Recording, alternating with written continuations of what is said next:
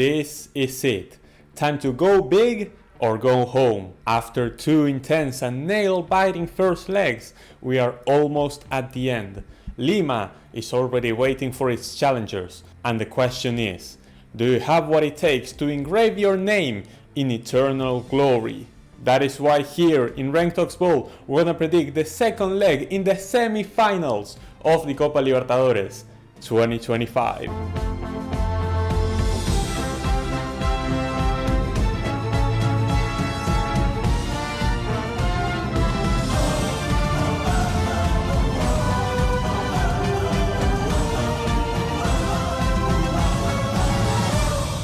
Liga de Quito stunned rivals, neutrals and their own fans with a dominant performance at home against Palmeiras. In the preview I expected this to be a close game, because as good as Liga has been against the Brazilian teams in Quito, if you look at the past results, Palmeiras is one of the teams that does the best in the altitude. But that wasn't the case this time around, because Liga came out with a level of intensity that was impossible for the Brazilians to match, especially because Palmeiras was coming off a tough defeat in the league against Flamengo and had a couple of injuries. None of that mattered to Liga de Quito, who 5 minutes in already had a clear chance on the left foot of Villamil, but his shot went straight at Carlos Miguel, who was replacing Weberton in goal. But in the 16th minute, a great combination play on the left ended with Quiñones squaring the ball into the middle for Villamil to smash it against the back of the net and score the opener for Liga. The Ecuadorians did not let up, and it wouldn't take long for them to find a second, when Alzugaray crossed the ball into the box and Quiñones' shot struck the hand of Andreas Pereira,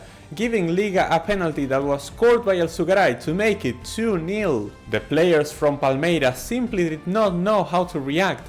Liga de Quito kept pushing forward, and this created doubt both in the defense and the offense for the Brazilians. It took them until the 42nd minute to respond, when a long ball by Rafael Veiga found Vitor Roque through on goal, but the experienced Alexander Dominguez replied with a fantastic save to keep his goal intact. And this desperation from Palmeiras gave Liga enough space for Ramirez to exploit down the right, square another ball into the box for Villamil to appear once again and make it 3-0 for Liga before half-time. Knowing that this couldn't go on for the second half, Abel Ferreira made a couple of substitutions that changed the game for El Verdao. Because almost immediately Flaco Lopez created a chance on his own inside the box, but his shot from point-blank range was saved by Dominguez. The two halves were night and day. The Ecuadorians now looked very passive, and that allowed Palmeiras to create more chances. The best one they had was around the 83rd minute, when Ramon Sosa was through on goal and his shot was heading towards the top corner, but Dominguez once again came up clutch and defended the clean sheet. 3-0, and I don't think I'm exaggerating when I say that this is a very comfortable lead for Liga. And it'd be a disaster if they don't make the final from this position. I am a bit worried for a couple of reasons. First, I feel like they could have scored a fourth if they took advantage of how lost Palmeiras looked in this first leg. Second, playing in Brazil is never easy, especially against a side like Palmeiras. And third, they'll be missing two key players in Ramirez, who was sent off right before the end of the game, and also Alzugaray, who was subbed out with an injury around the 80th minute. In Sao Paulo, I will predict Palmeiras to win. Whether it will be enough for them to make the comeback, we'll have to wait and see.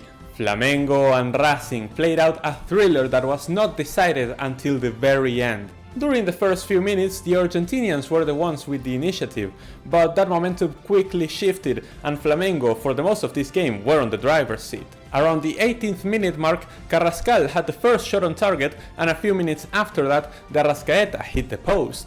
The Brazilians had the control of the ball and the game, but against the run of play, Racing almost go in front, when a corner found Solari on the near post and he was able to deflect the ball with his heel, but with amazing reflexes, Rossi was able to clear it away. The clearest chance of the first half would be on the feet of Pedro, who right before the break chipped the ball over Racing's defense and tried to shoot with an acrobatic attempt from point-blank range, but he didn't get much power into it, and that allowed Cambeses to deflect the danger away.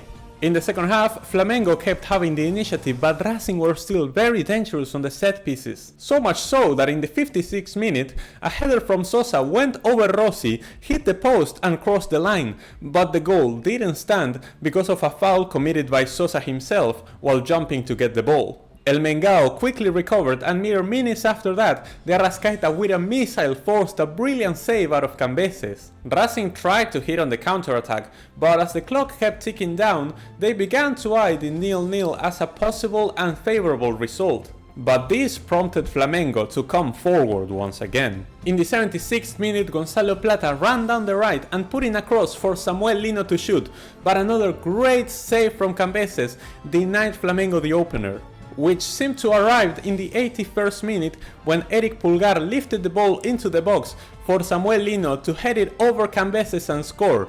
The Maracaná exploded, but after taking a better look at the play, VAR concluded that Samuel Lino was just barely offside. But 7 minutes later, Carrascal found a through ball for Bruno Enrique, who faced Cambeses one-on-one. His shot bounced off the keeper's chest and the rebound was taken by Carrascal, who was entering the box at full speed. The ball was heading out, but it took a deflection on Marcos Rojo and it bounced into his own net, finally giving Flamengo the goal they had been looking for the entire night.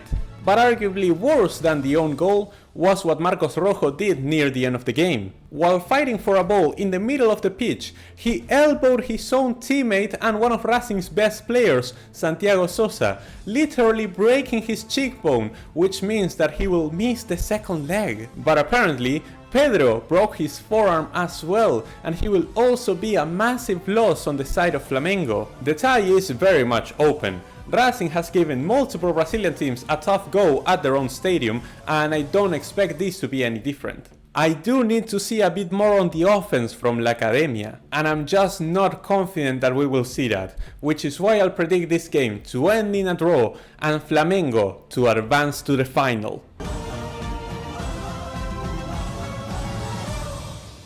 And this is how my predictions are going. Last week I got correct that Flamengo would defeat Racing at home, but I did not expect the absolute demolition that Liga would impose in Palmeiras, bringing the total score to 55 correct predictions and 67 incorrect. With only 3 more games to go, I'm hoping to get to that magical number 58 so that this doesn't look as bad as it currently does. Anyway, thank you all so much for watching. Remember to like, comment your thoughts down below and subscribe to not miss out on any more South American football content. I'll be seeing you all next time.